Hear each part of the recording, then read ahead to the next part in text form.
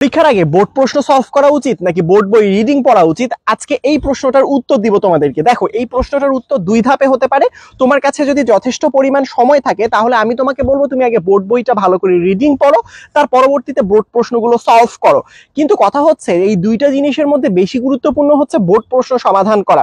বিগত সময়গুলো আশা করি একবার হলেও তোমরা বইটা রিডিং পড়েছো, বা 5-7 বার, অনেকে অনেকবার রিডিং পড়েছো। সেই ক্ষেত্রে আমি বলবো যদি হাতে যেহেতু এখন সময় একদমই কম, এখন বেশি প্রয়োজন হচ্ছে বোর্ড প্রশ্নগুলো সলভ করা। কেন? কারণ হচ্ছে তুমি যখন পরীক্ষার হলে যাবা তখন কিন্তু তোমার ওই বইয়ের রিডিং লাইনগুলো আসবে না, সেগুলো থেকে কিরকম করে সিকিউ আসতে পারে না আসতে পারে সেই জিনিসগুলো তোমাদের জানাটা খুবই গুরুত্বপূর্ণ। যার কারণে এই শেষ সময়ে বোর্ড প্রশ্নগুলো সলভ করা অনেক বেশি পরিমাণে গুরুত্বপূর্ণ। তাই বলে কি বোর্ড বই পড়া গুরুত্ব কম? একদমই না, মোটেও না।